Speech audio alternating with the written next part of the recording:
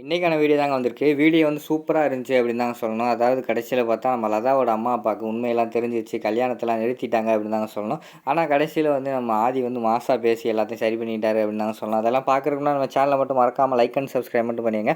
First எடுத்தோடனே கல்யாணத்தில் எல்லாருமே டான்ஸ் ஆடிக்கிட்டு இருக்காங்களா, அதுலேருந்து தான் ஸ்டார்ட் ஆகுது. திடீர்னு லதாவோட தாய் மாமா வந்து எல்லோரும் நிறுத்துங்க நிறுத்துங்க, என் மச்சான் எல்லாருக்கிட்டையும் ஒரு விஷயம் சொல்லணும் அப்படிங்கிற மாதிரி சொல்கிறாரு. சரின்னு சொல்லிட்டு லதாவோட அப்பா வந்து மைக் வாங்கிட்டு வந்து பேச ஆரம்பிக்காரு.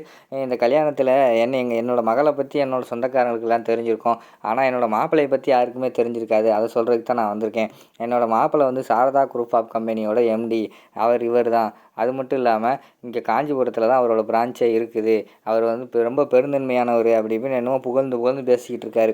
அதை கேட்டவொடனே அறிவுக்கும் சாரதாக்கும் என்னடா இப்படி பேசிக்கிட்டு இருக்காங்க, இவன் சாரதா குரூப் ஆஃப் கம்பெனியா அப்படின்னு சொல்லிட்டு அறிவு வந்து நம்ம சாரதா கிட்ட கேட்காங்க. எனக்கும் ஒன்றும் புரியலையே, ஆதி வரட்டும், ஆதி வேறு காணும், ஆதிகிட்ட கேட்டுட்டு நம்ம என்னனாலும் பேசிக்கிறோம் அப்படிங்கிற மாதிரி வந்து சாரதா சொல்கிறாங்க. இந்த பக்கம் பார்த்தா நம்ம கேசவ் வந்து ஐயோ போச்சு எல்லாமே போச்சு அப்படின்னு சொல்லிட்டு நம்ம லதா கிட்ட சொல்கிறாங்க. லதா அவங்க அப்பா கொஞ்சம் நேரம் பேசுகிறத நிப்பாட்ட சொல்லு, இல்லைன்னா வேறு மாதிரி போயிடும் அப்படிங்கிற மாதிரி சொல்கிறாங்க. அப்பா கொஞ்சம் நேரம் அமைதியாக இருங்கப்பா, அதெல்லாம் வேண்டாப்பா அப்படிங்கிற மாதிரி லதா சொல்கிறாங்க. அம்மாடி இருமா, உனக்கு தான் இந்த புகழ்ச்சினா பிடிக்காது, ஆனால் எனக்கு அப்படி கிடையாது. என்னோடய சொந்தக்காரங்களுக்கு முன்னாடி என் மாப்பிள்ளை யார் என்னன்னு நான் வந்து சொல்லணுமா இல்லையா, அதனால தான் சொல்லிக்கிட்டு இருக்கேன் அப்படிங்கிற மாதிரி வந்து நம்ம லதாவோட அப்பா வந்து பேச ஆரம்பிக்காங்க.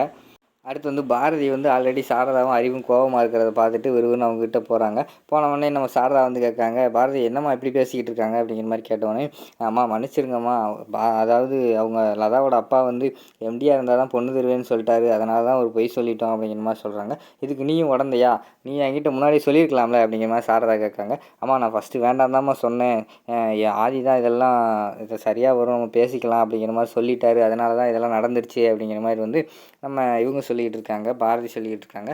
அதுக்குள்ளே வந்து நம்ம அறிவு இருக்கார்ல, அறிவு கோவப்பட்டுக்கிட்டு அக்கா இப்படியே பேசிக்கிட்டு இருந்தா அவன் தான் முதலாளி அப்படி இப்படின்னு அனாதை பையில போய் சொல்லிடுவாங்க, நான் போய் என்ன ஏதுன்னு பேசிக்கிறேன் அப்படிங்கிற மாதிரி சொல்கிறாங்க. டே இருடா இருடா அப்படின்னு வந்து சாரதா சொல்கிறாங்க. அந்த பேச்செல்லாம் கேட்காம அறிவு விறுவிறுன்னு போயிடுறாரு. போனவொடனே நிறுத்துங்கய்யா, நான் அந்த சபையில் நான் ஒன்று சொல்லணும் அப்படிங்கிற மாதிரி சொல்கிறாங்க.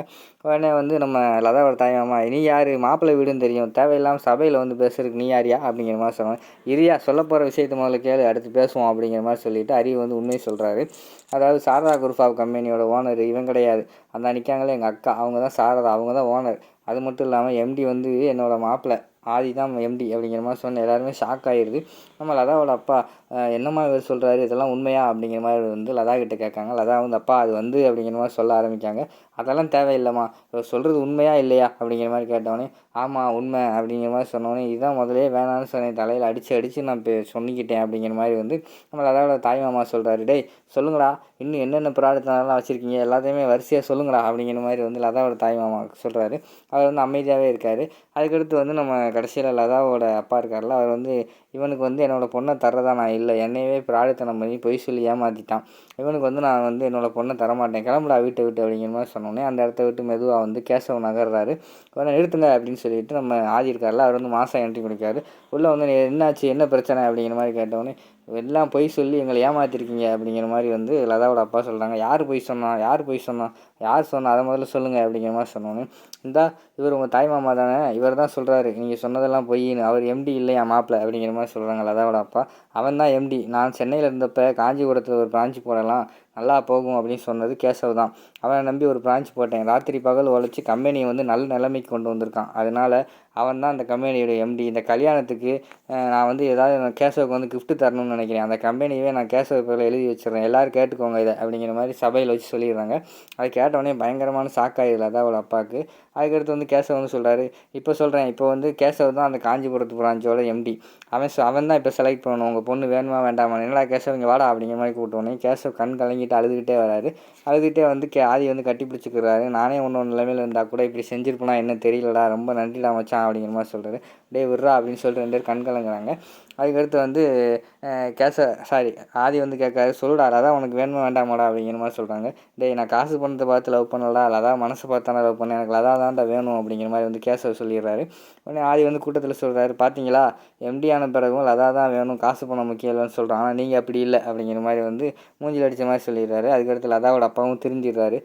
சாரி தம்பி, நானும் காசு பணம் தான் முக்கியம்னு நினச்சிட்டேன். அதை விட மனசு, பாசம் தான் முக்கியம்னு நிரூபிச்சிட்டிங்க அப்படிங்கிற மாதிரி சொல்கிறாங்க. அந்த பக்கம் ரத்னம் ஓடி வந்துடுறாரு. தம்பி ரொம்ப பெரிய காரியம் பண்ணியிருக்கீங்க. இப்படி பண்ணதுக்கு உங்களுக்கு எப்படிலாம் நன்றி கடன் செலுத்த போகிறதுன்னு யாருக்குமே தெரியல தம்பி. நீங்கள் ரொம்ப நல்ல நல்ல அதாவது பெரிய மனசுக்காரு தம்பி அப்படிங்கிற மாதிரி சொல்லிவிட்டு அவர் அந்த இடத்த விட்டு போயிடுறாரு. அடுத்த சீனில் வந்து நம்ம பாரதி வந்து ஆதியை நினச்சி கண் கலங்கிட்டு மாடியில் நின்றுக்கிட்டு இருக்கிற மாதிரி காட்டுறாங்க. எனக்குள்ள வந்து அவங்கள தேடி வந்து நம்ம ஆதி போகிறாரு. பாரதி என்ன பாரதி இங்கே தனியாக நிற்கிங்க அப்படிங்கிற மாதிரி தூரத்துலேருந்து கேட்குறாரு. உடனே அதை கேட்ட உடனே பாரதி வந்து வேகமாக ஓடி வந்து ஆதி வந்து கட்டி பிடிச்சிக்கிறாங்க. ஆதி ரொம்ப தேங்க்ஸ் ஆதி, உங்களை நான் என்னென்னமோ நினச்சேன். ஆனால் நீங்கள் உங்களோட நண்பருக்காக இப்படியெல்லாம் செய்வீங்கன்னு நான் எதிர்பார்க்கல. நீங்கள் இப்படி செஞ்சதுலேருந்து என்னோடய மனசில் வந்து நீங்கள் மிகப்பெரிய இடத்துக்கு போயிட்டீங்க.